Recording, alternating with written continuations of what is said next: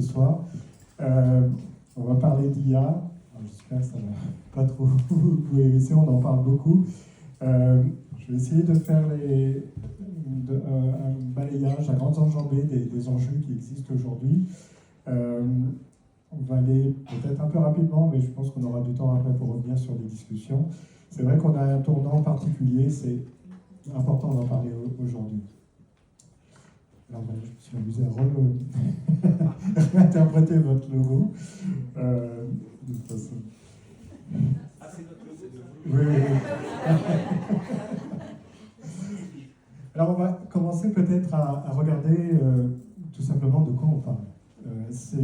On entend beaucoup de choses autour de l'IA, beaucoup de choses se disent, mais parfois il y a des approximations qui peuvent être assez problématiques. Alors, je ne sais pas si vous vous souvenez de ce que vous faisiez le 30 novembre 2022, si vous aviez ça noté sur votre agenda. Pourtant, cette date, vous l'avez quand même en tête, puisque c'est celle de la sortie publique de ChatGPT. Et à partir de là, évidemment, les choses ont commencé à changer. Alors, c'est vrai qu'il y a eu un choc à ce moment-là. ChatGPT, vous voyez, a rejoint 1 million d'utilisateurs en 5 jours. Maintenant, ce sont des millions d'utilisateurs à travers le monde. Et cette espèce d'explosion extraordinaire de l'IA dans notre société a suscité tout un tas de réactions. Et en fait, chacun s'est permis, parfois un peu rapidement, d'avoir un avis définitif, qui le philosophe sur la pensée, sur l'intelligence, qui le médecin sur justement l'avenir de l'homme, qui le penseur sur un autre thème, et bien sûr les architectes sur l'avenir de leur profession. Parallèlement à ça, je peux noter la sortie qui avait eu lieu un petit peu auparavant d'un outil de dessin qui s'appelait Midjourney. Il y avait eu également Stable Diffusion qui est arrivé au même moment. C'était l'époque, vous savez, des personnages avec 6 doigts et qui avaient un peu des allures étranges. En fait, ces dispositifs, ces modèles ont suivi la même courbe exponentielle, ont eu un succès à travers le monde tout à fait similaire et se sont imposés comme ça dans notre société avec les conséquences que l'on va regarder ensemble. Alors c'est vrai que ça a créé un moment quand même d'interrogation, de sidération, on va plutôt dire ça comme ça, et on s'est demandé finalement quel était le statut de cette chose qui arrivait dans notre société. En fait, on peut s'amuser à regarder des inventions qui ont eu lieu à travers les époques, et particulièrement la photographie, par exemple. En tant qu'architecte, c'est vrai que l'image est un de nos outils premiers, et c'est vrai que la photographie est un bon exemple, et quand la photographie est parue, il y a eu des interrogations qui correspondent assez proches. Alors je vois que la différence de machine entre ce que j'avais préparé et puis ce qui est projeté. Alors, si vous avez des textes qui se promènent, c'était pas de bonne volonté au départ. En tout cas, on peut faire une substitution assez amusante entre intelligence artificielle et photographie. On va voir des réactions qui sont assez similaires à celles que l'on entend aujourd'hui sur la mécanisation de l'art, sur le fait que, effectivement, si c'est une machine, il n'y a pas de pensée derrière, etc. Un siècle et demi après, ou un petit peu plus, même on voit comment les choses ont évolué. On voit évidemment que la photographie a connu aussi des étapes. Vous savez, c'est passé par un mode bourgeois où seuls quelques professionnels avaient le loisir et la capacité d'utiliser un appareil photo. Et puis après, Kodak, en inventant un appareil photo au grand public, en fait, a re-questionné les choses et a fait en sorte qu'on s'est redemandé effectivement où était la place de l'art là-dedans. Alors, la question de l'intelligence artificielle n'est pas de 2022. Hein. Vous le savez sûrement autant que moi. En fait, c'est une histoire qui est déjà ancienne, qui a commencé en 1956 à la conférence de Dartmouth, où un petit groupe de chercheurs s'est réuni pour essayer de se dire comment finalement on pourrait faire fonctionner ces ordinateurs. Alors, en 1956, vous voyez, c'était quand même très au début. Et se poser la question d'essayer de répliquer le fonctionnement d'un cerveau. Alors l'idée à l'époque, c'était pas de créer une intelligence, et vous savez, il y a toujours une ambiguïté quand on utilise ces termes, parce que intelligence en anglais, hein, ça n'a pas exactement le même sens qu'en français, et nous on reprend le mot anglais, mais en fait on n'a pas exactement le même environnement conceptuel qui va avec. En tout cas, l'histoire de l'intelligence artificielle, elle passe par des phases. Dans un premier temps, c'est ce que l'on appelle l'intelligence connexionniste. En fait, c'est là où on essayait de reproduire le fonctionnement du cerveau. On va essayer de voir justement si on connecte des éléments comme des cellules, comme des synapses, est-ce que ça va fonctionner? Et puis finalement, la puissance des machines a fait que ça n'a pas été fécond à ce moment-là. Et puis après, on est passé à un autre mode, qui est le mode symbolique, et que l'on connaît beaucoup mieux, et que je pense que parmi vous, beaucoup ont utilisé, même si ce n'était pas sous ce nom-là. C'est en fait tout ce qui est système expert, et qui fonctionne à la manière des systèmes experts. Et puis après, il y a eu le grand changement qui est arrivé il y a 2000, et puis après les années qui ont suivi, et qui ont été fortement boostés par le matériel, en fait, et on est revenu à l'ère connexionniste, et on est effectivement dans cette époque-là aujourd'hui. Alors, il y a une grande différence qu'il faut réussir à saisir entre le logiciel que l'on utilise, par exemple quand on fait du Word ou quand on fait autre chose, et puis l'utilisation de l'IA. C'est tout à fait essentiel de comprendre les deux. C'est qu'un logiciel a une logique déterministe, c'est-à-dire qu'on sait précisément ce qu'il va faire. Quand j'appuie sur le bouton, le résultat, finalement, il est connu d'avance. En fait, les logiciels ont été conçus pour faire un certain nombre d'opérations, et on sait très très bien ce qui va se passer après chaque étape. Pour l'IA générative, là, on a une logique probabiliste, c'est-à-dire qu'on ne sait pas exactement ce qui va se passer derrière. Il y a une petite zone d'incertitude, et c'est ce qui fait toute la différence entre les deux. Et puis après, on va en voir d'autres qui vont être plutôt essentiels. Alors, juste des petits rappels comme ça, mais c'est quand même bien de resituer les choses. Comment ça marche? Alors, comment ça marche? Ce que l'on va appeler des grands modèles de langage, les fameux LLM ou les fameux ChatGPT et compagnie.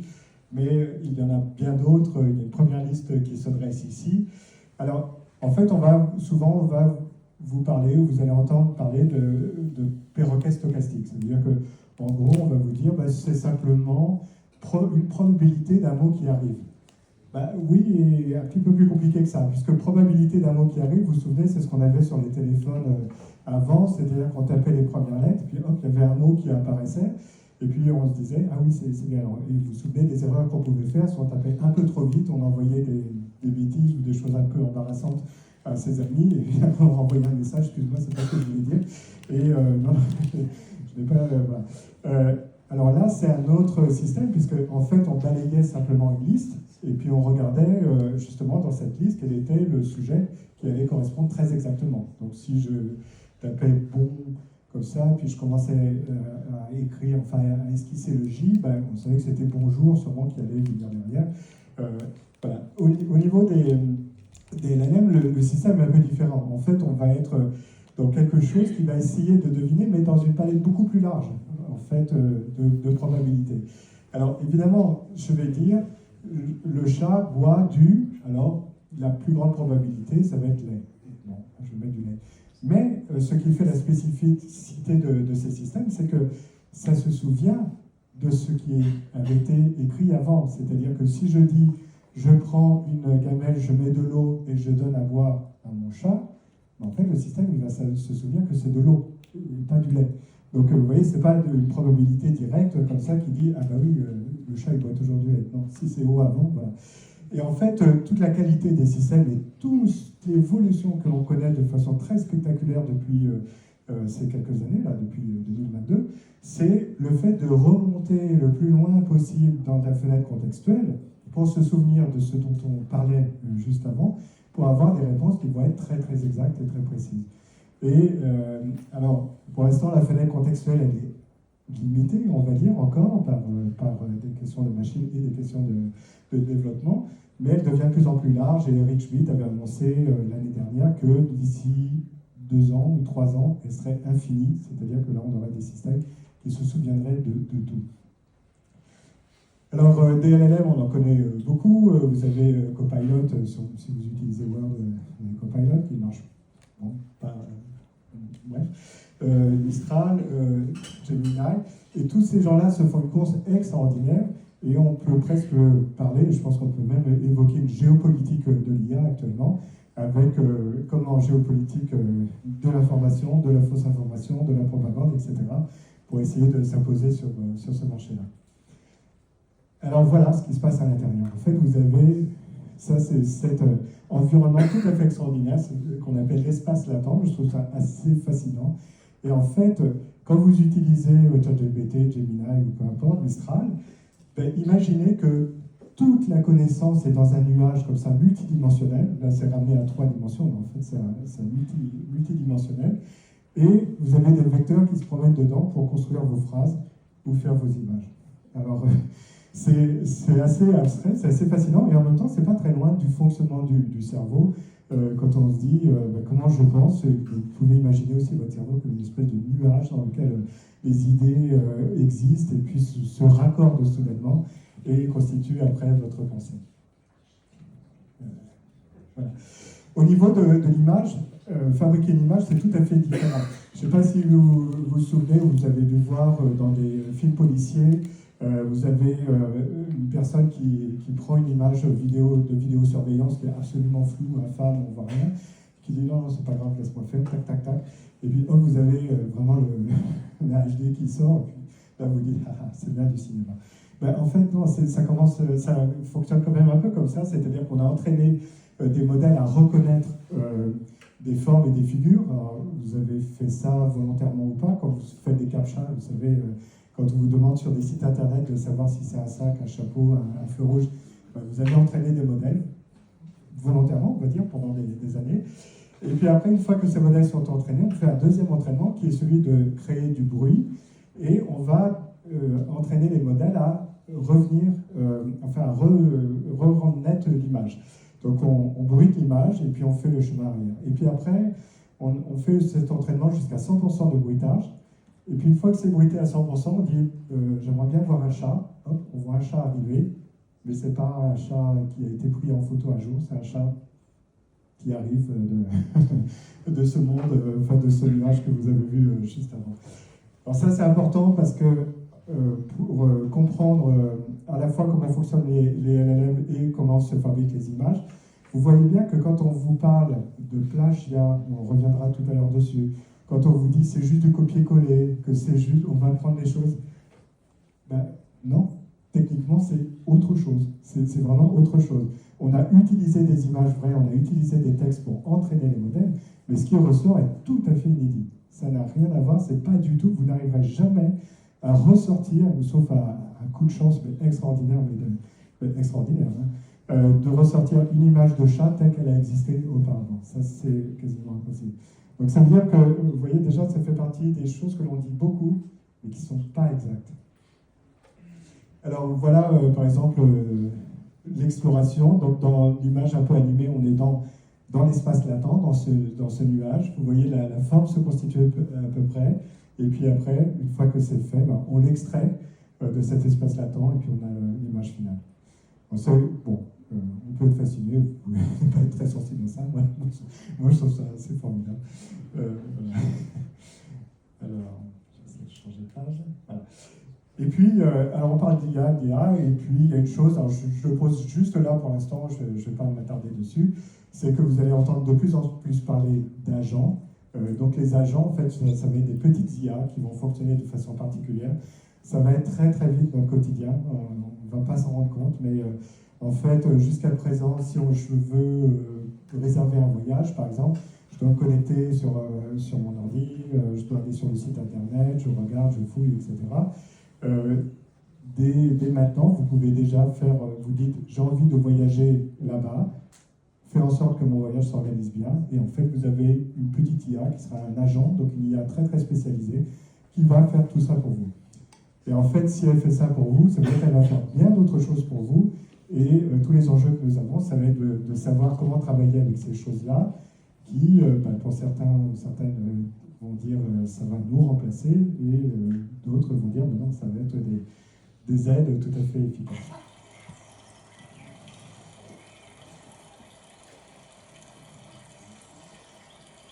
Je ne sais pas, les canards. Je sais pas, moi quand je vais au parc comme ça, je vois des canards, je me dis, j'aurais dû prendre des copains, c'est un peu sympa, des canards. Mais si je vais avec Thomasian, Thomas Young, lui, il va dire, ah oui, quand je vois les canards, en fait, je comprends le phénomène ondulatoire de la lumière. Et en fait, j'aime bien poursuivre cette idée parce que on parle d'intelligence, mais l'intelligence, finalement, c'est un mot obstacle par rapport à la façon dont on doit comprendre et travailler avec ces choses-là. On va plutôt parler de capacité. Est-ce que c'est capable de faire ça ou ça? En fait, et c'est important de le dire comme ça, c'est pour ça que je montre les canards, c'est-à-dire que l'IA n'a pas d'intentionnalité. Elle ne dit pas, je vais vous faire un texte formidable, un dessin extraordinaire, je vais vous faire un calcul, vous allez voir, vous allez être à genoux. Elle répond à des sollicitations, et c'est nous qui voyons dans la réponse si c'est pertinent ou si c'est pas pertinent. Et c'est très très différent. C'est-à-dire qu'en fait, l'intelligence, elle reste bien de notre côté, elle est dans ce que nous reconnaissons être quelque chose d'extraordinaire ou pas. Et c'est tout à fait notre quotidien. Vous savez, on se promène dans un paysage, et puis soudainement, quelqu'un tombe en extase, voit quelque chose que nous ne sommes pas capables de voir, mais c'est vraiment cette réaction. Et les IA fonctionnent, enfin, il faut réagir aux IA de cette façon-là. Il ne faut pas attendre qu'elle vous donne quelque chose que vous avez simplement ramassé, mais elle va vous solliciter et solliciter votre intellect pour que vous puissiez reconnaître dans ce qui est proposé quelque chose de pertinent. Alors, c'est vrai qu'il y a des choses un peu magiques, quoi, hein, depuis qu'on a ça sur nos machines au quotidien. Fabriquer des images pour les archives, faire des insertions, tout ça. Waouh, on se dit, quand on sait comment on le faisait avant et quand on voit comment on le fait maintenant, on se dit, waouh, il y a quand même un petit côté magique. Il y a un côté magique quand on se dit, je prends juste un petit bout de logo et puis je dis avec un prompt très très simple, mets-moi ça sur un mug, tu mets le mug dans la main d'une personne et puis finalement ça va faire le branding de mon entreprise. Tout ça fait en 10 minutes, quoi, simplement avec des prompts extrêmement simples. Donc des prompts, vous savez, sur les commandes hein, que l'on lance. C'est quand même fascinant, quoi. On se dit, là, il se passe des choses extraordinaires. De la même façon, on prend une pièce vide, on va lui dire, bah, tiens, tu vas me meubler, tu vas me mettre ces éléments. On peut lui donner des références de bibliothèque, il va les intégrer là où on veut. Waouh, c'est quand même extraordinaire. Réalisé la semaine dernière. Bon, tout architecte, urbaniste confronté au sujet verra tout à fait l'importance de ça.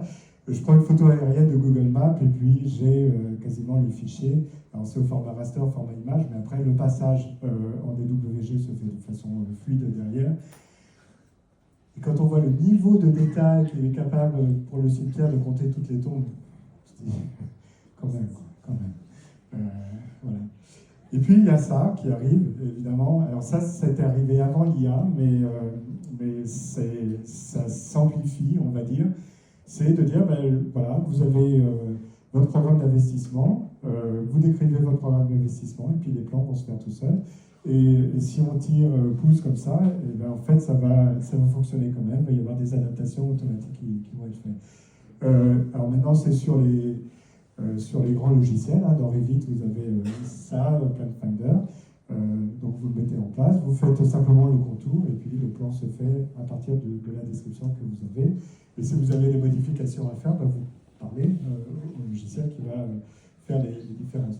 Alors ça devient grand public, effectivement. Là, on se connecte et puis on dit je veux ma maison et on va avoir les plans.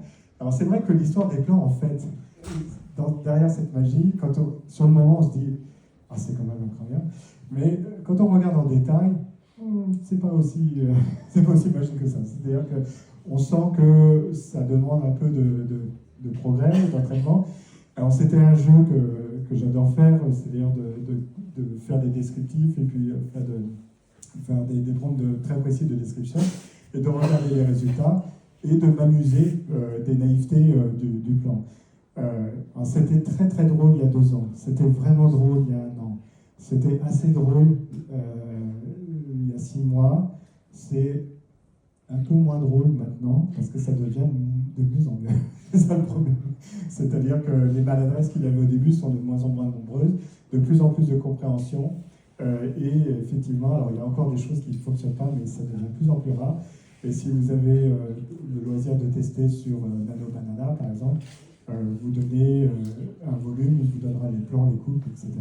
Alors tout n'est pas précis, mais on sent que ça avance très très vite. De la 3D, pareil, à partir d'une image, maintenant on fait une 3D à partir d'une image, de façon même très complexe, ce sont des modèles très complexes qui permettent de regarder ça.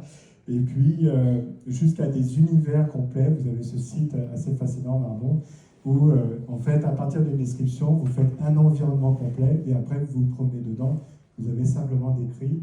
Et alors ça, c'est ce qui existe, c'est-à-dire c'est disponible tout de suite, mais si vous allez sur les laboratoires de NVIDIA ou les laboratoires de Google ou les laboratoires de Meta, vous voyez des choses qui sont encore plus avancées et fascinantes et qui décrivent enfin, ce que l'on risque d'avoir tout bientôt.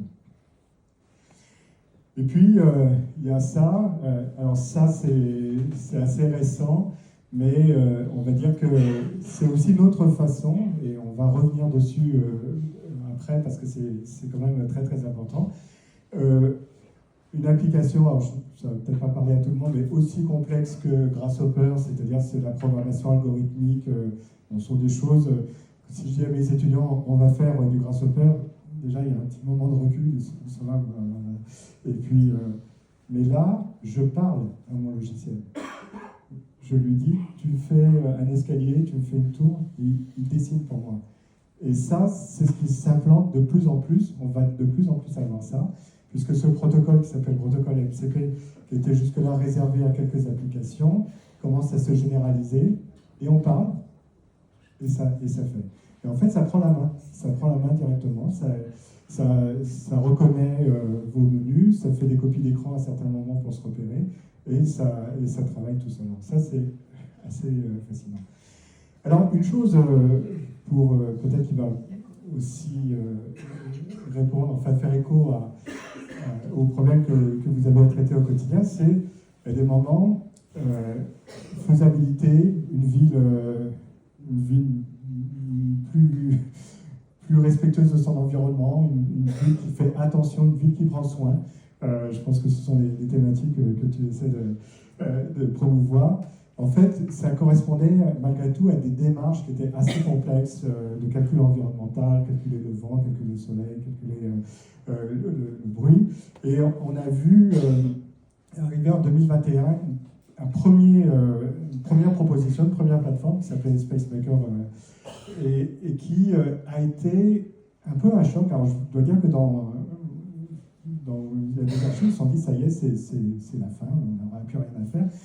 C'était assez curieux, alors qu'il y avait une opportunité extraordinaire à comprendre, de se dire mais on va pouvoir concevoir de façon beaucoup plus intelligente, on va dire, puisqu'on va pouvoir manipuler des données complexes, mais de façon plus simple et surtout avec des retours beaucoup plus rapides. C'est-à-dire que plutôt que d'attendre une semaine le résultat d'une simulation, ben on l'a tout de suite. On l'a immédiatement. Ça veut dire qu'on peut régler tout un tas de choses et ce sont une nouvelle façon de penser.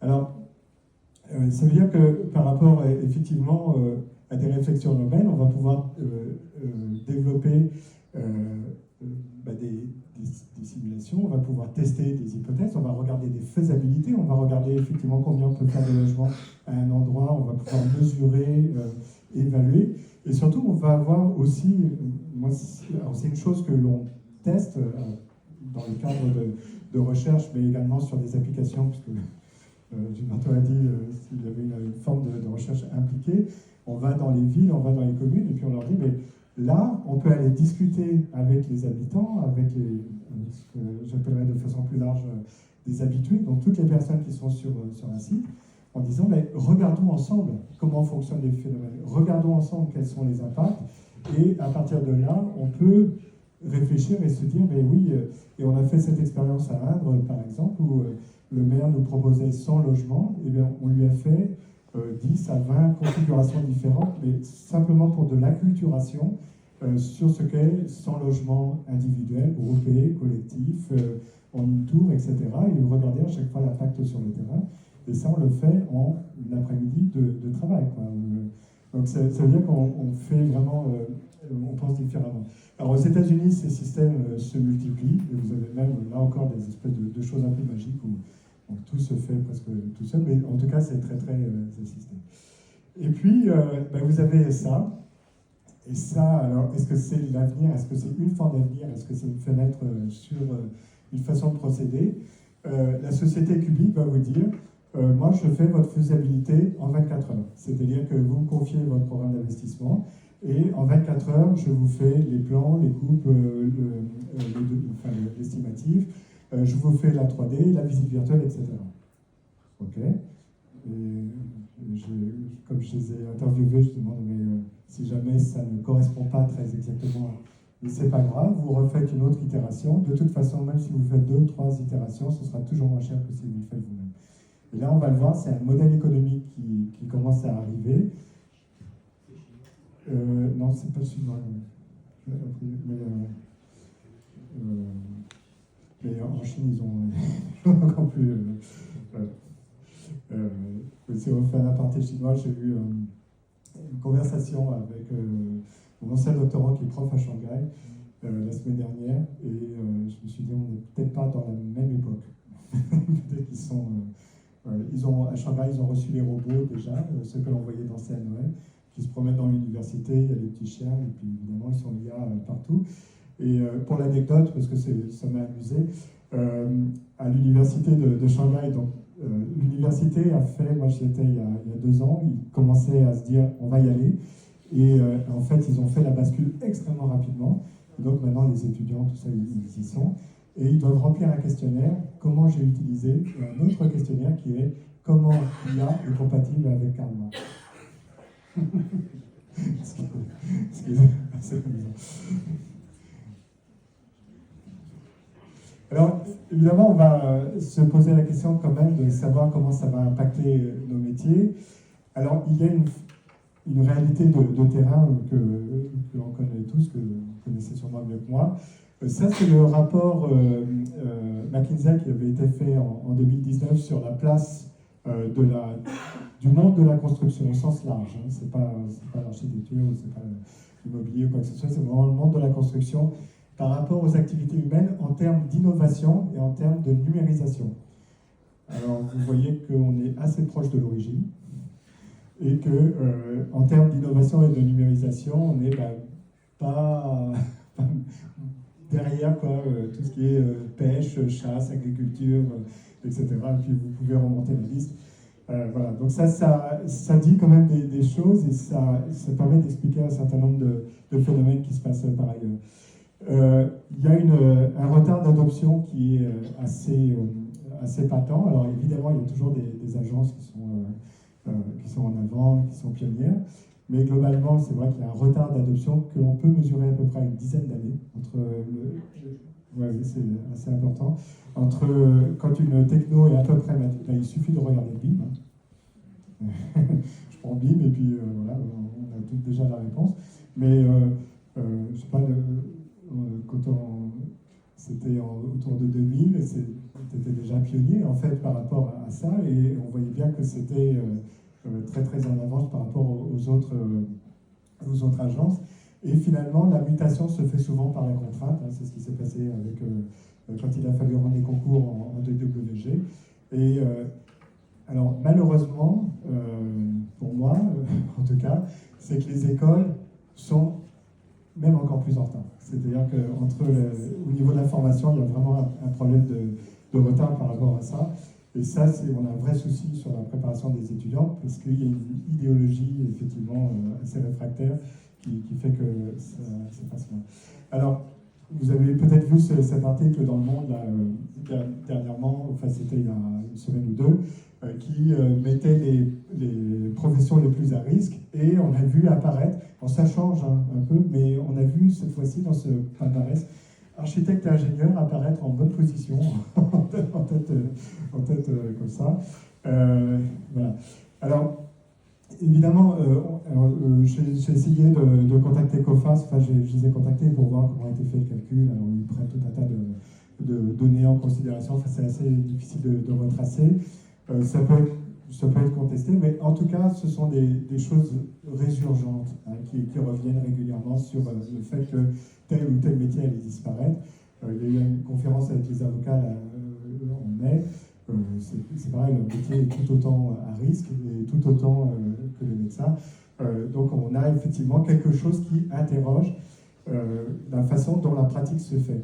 En revanche, moi j'attire votre attention sur le fait qu'il faut toujours faire attention entre métier et profession, hein, parce que s'il y a des métiers qui peuvent bouger, effectivement, la profession elle-même, être architecte, la mission ordinale de l'architecte, elle doit rester, en tout cas ce sont les architectes de défendre cette mission ordinale. Mais, donc il faut faire attention entre métier et profession malgré tout pour essayer de nuancer ça. Alors malgré tout, il y a un tissu, enfin un contexte socio-professionnel qui est un peu difficile en France particulièrement et qui est un vrai enjeu par rapport à l'arrivée de l'IA aujourd'hui. C'est le fait qu'il y ait beaucoup de petites agences. Donc ça veut dire qu'on va avoir un défi sur à la fois l'équipement et la formation. Il y a des marges qui s'abaissent, donc ça veut dire que la capacité à investir et dans l'équipement et dans la formation va devenir problématique. Et puis, effectivement, il va y avoir des charges extraordinaires et puis des missions, et particulièrement des missions. Je pense que le travail que fait SINA est extrêmement important par rapport à ça, c'est-à-dire replacer les bons professionnels dans les mécanismes de décision et ne pas être absent aux endroits où se font les décisions. Et là, c'est vraiment un enjeu très très fort. Effectivement, si tout ce monde-là n'est pas à l'endroit où les décisions sont prises, et là, il y a un vrai danger structurel, effectivement.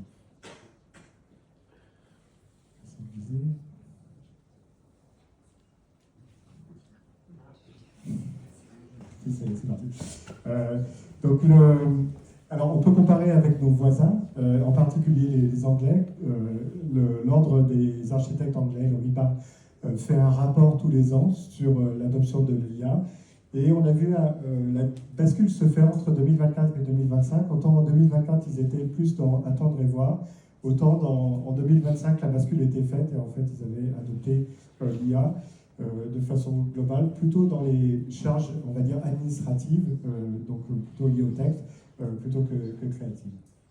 Alors, c'est vrai qu'on va regarder quelques déterminants là, qui aussi pour nous aider à terminer de dresser le tableau global.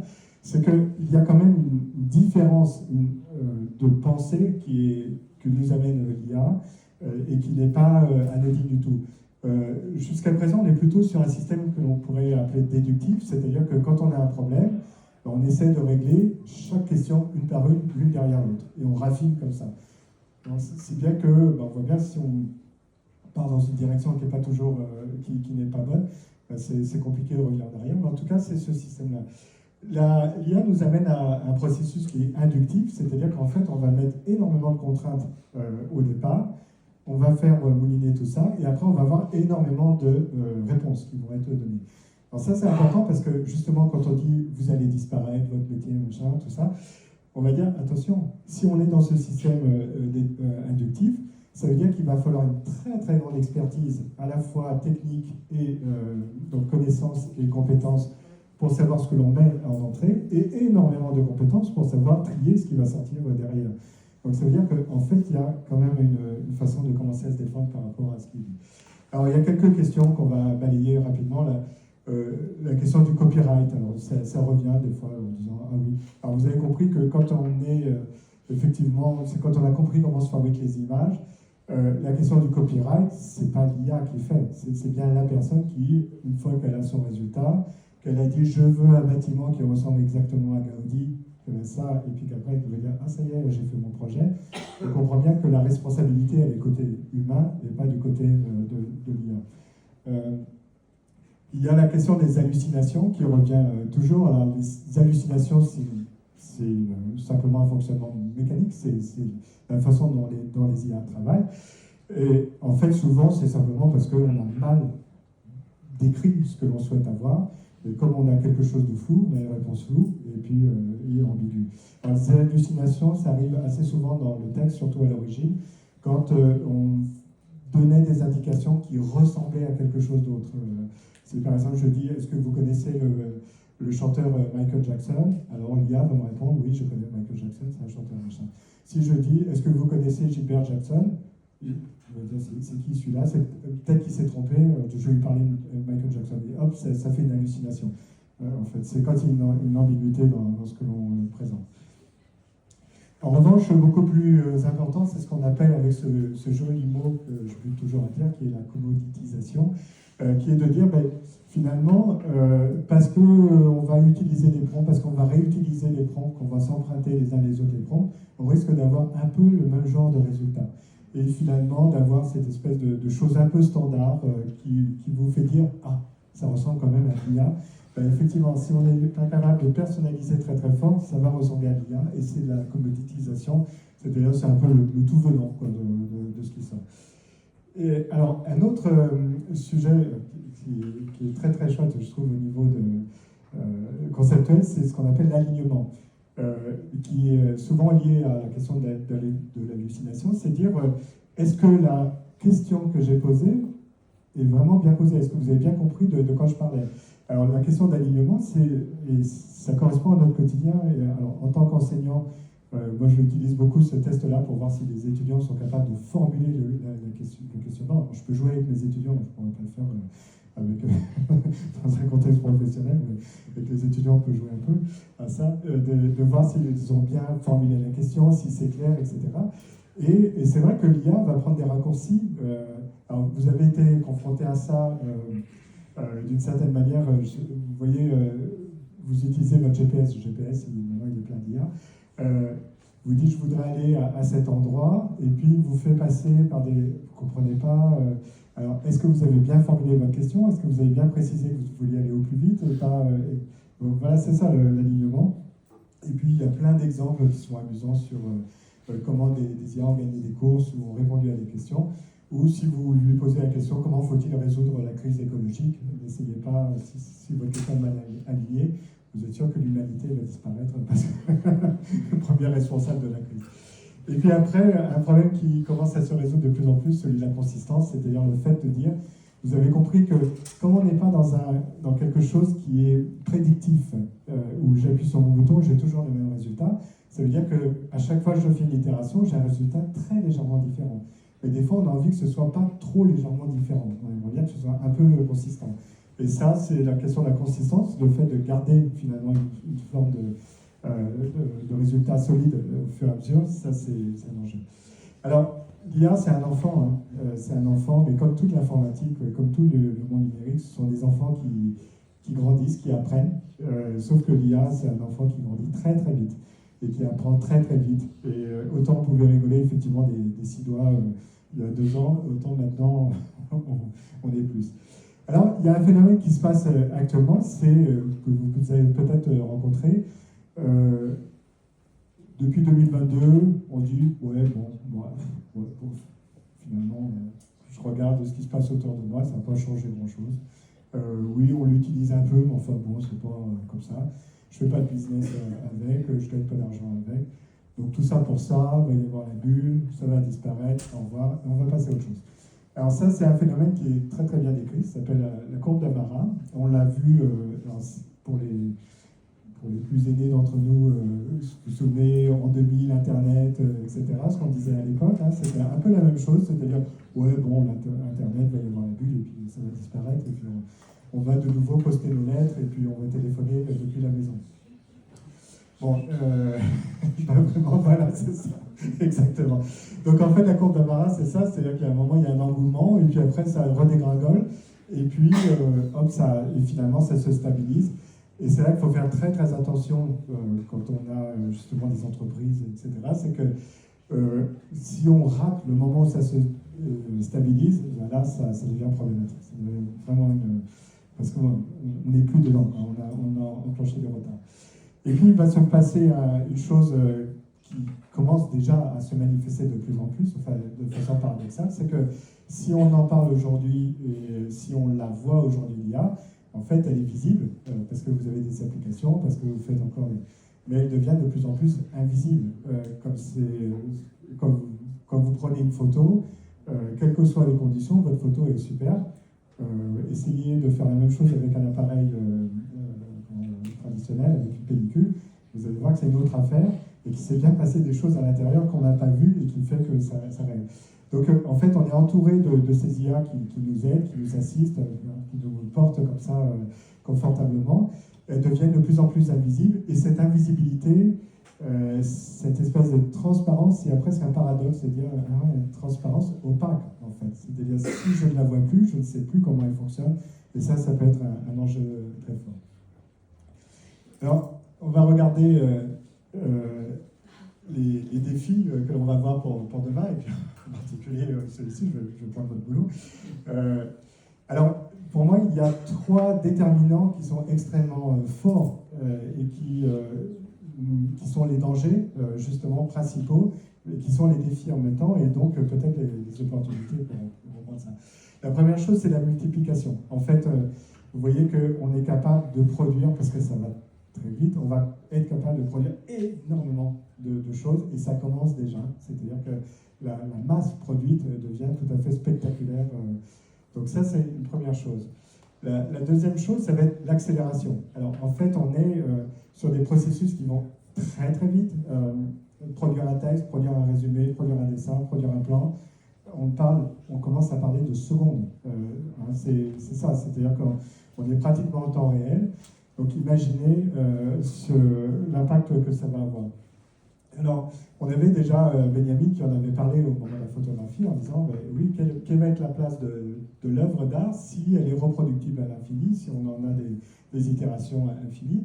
Et effectivement, on va se dire voilà, quelle est la valeur d'une chose qui n'est plus unique et qui va devenir finalement entrer dans un processus.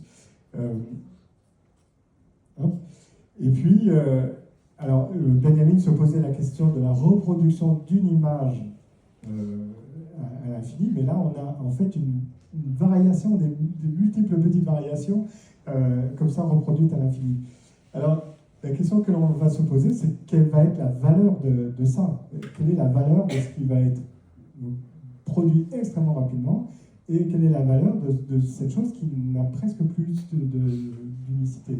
Et puis, il y a un gros déterminant, qui est vraiment le plus important, c'est le langage naturel. C'est-à-dire que le langage naturel, c'est ce qui fait que ce qui protégeait d'une certaine manière les professionnels, les experts, etc., le jargon métier, des années d'études, et bien maintenant, avec des simples mots, je vais obtenir strictement les mêmes résultats. La même chose en langage naturel. Le langage naturel, il est magique parce que effectivement, il nous permet d'accéder à la connaissance très rapidement. Et en même temps, ce langage, c'est finalement ce qui protégeait les spécificités, ce qui protégeait les études d'une certaine manière. Donc là, on a un défi très fort. Alors, toutes ces notions sont ambivalentes, puisque évidemment, le langage naturel va nous permettre aussi de faire participer, aussi d'être plus inclusif, ou peut-être va redresser des nouvelles frontières par rapport à des personnes qui n'auront pas l'aisance du langage, qui n'auront pas la précision de la description, et qui seront confrontées à des problèmes d'alignement parce que le mot choisi ne sera pas le plus juste. Donc finalement, on a ces 3 enjeux très forts actuellement qui surgissent à nous, l'accélération, la massification et le langage naturel. Et puis à partir de là, on se dit, oui, c'est ça, comment... Là, on va être très pragmatique. Comment je facture? Tout simplement. Comment je facture mon travail? Parce que si je dis, voilà, j'ai fait ça jusqu'à présent, il y avait une espèce d'entendement, de compréhension, de dire le travail prend tant de temps à être élaboré, et finalement, si votre client vous dit, ah oui, non, mais attendez, on ne la fait pas, moi aussi je sais utiliser ça, et votre dessin, je le fais en 2 secondes, donc vous n'allez pas me facturer une semaine de travail pour 2 secondes d'exécution, surtout que même moi, j'ai pu le faire. Vous n'allez pas dire, tiens, cette expertise, en fait, j'ai fait des recherches extraordinaires, 10 ans d'études, 30 ans de boutique. Vous allez dire, bah oui, mais moi je prends ChatGPT, j'ai la même chose, quoi. Donc, voilà. Alors comment on va réussir à valoriser ça et puis dire, non, il faut effectivement que ça... on puisse continuer. Parce qu'en fait, quand on dit votre métier va disparaître, c'est pas parce que sous-entendu, c'est pas parce qu'on n'en aura plus besoin, c'est simplement parce que la valeur en fait attachée à l'exercice va descendre. C'est ça le problème. Alors, c'est vrai qu'en architecture, en urbanisme, en construction, enfin, on est face à des défis particuliers, ce que l'on appelle, ce que Herbert Simon appelait des problèmes malades. C'est-à-dire qu'en fait, on est toujours confronté, mais c'est ça la beauté de l'exercice, à des choses qui sont souvent contradictoires, dont les solutions peuvent être antagonistes ou concurrentielles, souvent à des problèmes mal posés. Et puis des problèmes où finalement, dès qu'on résout une question, en fait, ça recrée un problème derrière. C'est-à-dire que la résolution crée une nouvelle contrainte. Donc ça fait partie des choses. Mais on se dit, finalement, peut-être en suivant l'exemple de BIM, on voit qu'il faut monter en capacité, on monter en complexité, et le défi il est sûrement là, et puis se dire, on va essayer d'intégrer des choses beaucoup plus complexes. Et en fait, regardez, et ça c'est peut-être intéressant, là vous êtes vraiment plus expert que moi pour traiter ces questions-là, de regarder si en fait la valeur ne se calculera pas sur la durée, c'est-à-dire sur le fait, je livre un bâtiment et c'est son exploitation dans la durée qui en fait la valeur et qui fait que finalement c'est par là que je revalorise mon travail en qualifiant sur la durée le résultat. Alors en fait c'est ça, c'est-à-dire que y a un déport du modèle de rémunération sur l'efficience de l'utilisation des ressources, l'efficience de l'utilisation des données d'entrée, l'efficience de la pérennité du bâtiment dans le temps, ou de la construction ou du projet, peu importe. Et puis, et c'est ça qui devient vraiment la valeur même. Donc ça veut dire que c'est une valeur perçue, en fait, et c'est souvent ça les débats que l'on a. Quand vous entendez des artistes s'exprimer, ils disent « Ah voilà, finalement, je vais disparaître, on ne va plus vous voir ». Non, si on perçoit dans ce qui est proposé la valeur, en fait, c'est la personne qui reçoit qui détermine la valeur. Encore une fois, c'est comme l'histoire de l'intelligence, c'est-à-dire qu'il faut se retourner, en fait, il faut considérer les choses de l'autre côté pour mieux les considérer. Voilà. Et puis, il y a un enjeu que je vais vite évoquer pour finir. Là, on a quand même chacun d'entre nous va se poser la question de savoir finalement quelle IA je vais utiliser. On en a vu beaucoup là. Et puis, il y en a qui sont en ligne, il y en a qui sont chers. Si vous utilisez ChatGPT, vous avez peut-être pu voir que l'offre tarifaire n'est pas très très stable. Si vous utilisez des applications de dessin, c'est pareil. Au départ, vous payez pour 1000 dessins et puis un mois plus tard, c'est 1000 tokens. Avec 1000 tokens, je fais 10 dessins. Donc là, on se dit, oh, il s'est passé quelque chose. Alors on vous répond, oui, mais au départ, vous aviez des petits dessins comme ça, et maintenant, vous avez des grands dessins super beaux. C'est pour ça que c'est plus cher. Mais en fait, ça ne permet pas de stabiliser en fait, un exercice comptable sur quelque chose qui est très, très fluctuant comme ça. Et puis, il y a des questions d'éthique. Encore une fois, dans toutes les institutions, la question va se poser de dire si je ne prends pas l'IA avec moi, mes employés vont l'utiliser. Et si mes employés ne savent pas l'utiliser, il y a un risque de mettre à l'extérieur des données qui peuvent être sensibles, simplement par... Donc si je ne donne pas les moyens de travailler, je risque d'avoir des soucis. Donc après, on se dit, quel choix je vais faire? Et c'est vrai que le fait de dire, il existe des IA indépendantes, éthiques, open source, etc., ça, il faut le savoir, ça veut dire qu'on peut installer chez soi toutes les ressources, on les fait fonctionner depuis chez soi, et on reste, en gros, un peu plus... mais ça veut dire qu'en termes de personnel et d'équipement, il faut avoir des personnes qui peuvent accéder à ça.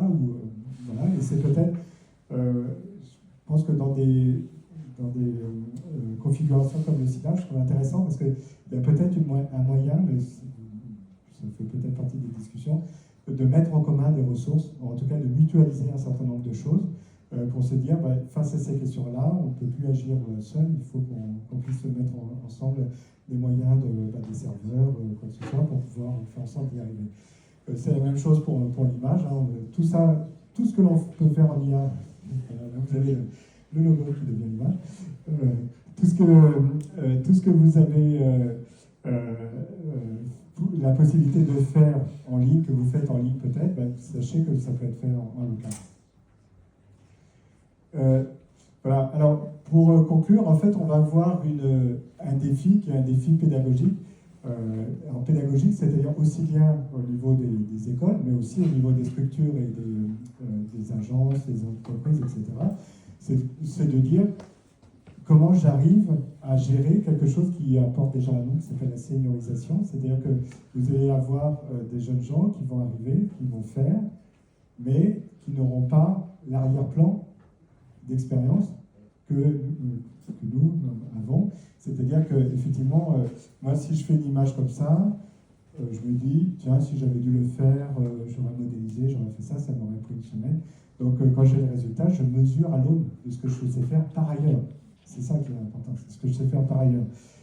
S'il n'y a pas la possibilité de savoir comment on peut faire autrement, c'est vrai que là, on va avoir des questions de gens qui vont produire très rapidement des résultats très spectaculaires. Et là, on va dire, oui, mais attends, est-ce que tu sais, vous savez, c'est comme la calculatrice, quand on a les résultats, est-ce que tu vois la notion, est-ce que tu comprends les notions globales dans lesquelles tout ça s'inscrit. Donc ça va être un vrai sujet. Et puis, dans les institutions, il faut faire attention qu'il n'y ait pas trop de disparité dans les personnes, justement que certaines personnes ne se sentent pas mises à l'écart en disant moi, je ne sais pas utiliser, je n'ai pas compris, je n'ai pas saisi le truc. Et voilà, donc il y a des enjeux RH qui sont très très forts là-dedans. Alors, on peut avoir, comme c'est le cas, parfois on entend ça, ouais, je veux être, moi, sans IA. C'est l'école de Belleville à Paris, pour ne pas les dénoncer, qui ont déclaré ça, école sans IA.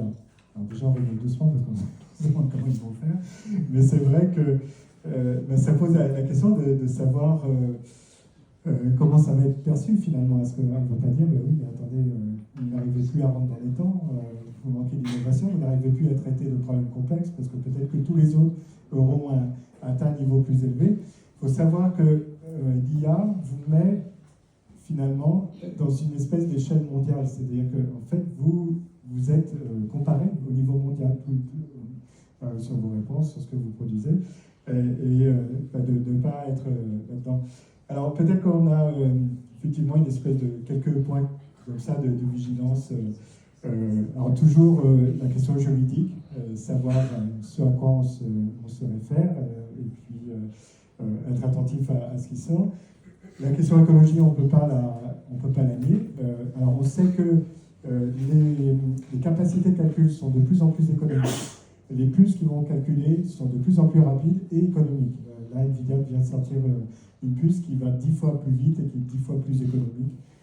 Donc on va dire, ça y est, mais vous savez, c'est toujours l'effet rebond, c'est-à-dire, on a déjà vu ça 10 fois dans l'histoire, c'est-à-dire si on fait mieux et plus économique, en fait on fait plus, tout simplement. Donc c'est ce qui risque de se passer. La question de la souveraineté, effectivement, qui devient un vrai enjeu macroéconomique et géopolitique. On commence même à dire que, en fait, le danger qu'il va y avoir dans l'avenir, c'est que en fait, on ne va plus parler d'IA, de performance d'IA, parce qu'elles vont être tout à fait extraordinaires. Ça va être de dire, est-ce que j'ai accès à ça? Et vous vous souvenez, là encore, on a quand même quelques repères historiques. Quand le téléphone portable est arrivé, vous vous souvenez, on payait à la seconde au départ, je crois, ou à la minute, je ne sais plus. Et puis après, on a changé de tarif et on a payé le risque. Je ne sais pas si vous avez été attentif à ça, c'est qu'on a payé le risque. C'est-à-dire qu'on payait pas cher, 10 euros ou 20 euros, je ne sais plus. Mais dès qu'on dépassait d'une minute, là, ça tapait. C'est comme quand vous allez à l'étranger avec votre forfait comme ça, vous avez oublié de couper les données mobiles. Là, vous payez le risque, vous avez bien compris, vous avez payé le risque. Donc, pour les IA, on risque d'avoir ce phénomène-là, c'est-à-dire payer le risque. Une fois qu'on ne saura plus comment faire sans, parce que toutes nos organisations seront organisées avec, eh bien, on va dire, oui, mais on vous enlève le tapis. Et puis l'actualité en ce moment, on est aussi... voilà. Et puis après, différentes choses qui... Voilà, alors pour conclure, effectivement, on est sur une dimension qui est assez passionnante, qui est pleine d'opportunités et qui joue des choses pour lesquelles la prédiction est extrêmement difficile. Encore une fois, si on fait un peu de recul et qu'on se souvenait des années 2000 et de l'arrivée d'Internet, on disait, bon, on va faire du courrier on va éventuellement réserver un billet de train parce qu'on savait le faire sur le Minitel. Et puis voilà, quoi. Et puis on voit comment c'est devenu. Et c'est vrai qu'il y a une phrase qui est tout à fait indiquée pour ça, qui est de dire on surévalue toujours les changements à court terme, mais en fait on les sous-évalue à long terme. Et c'est ça qui risque de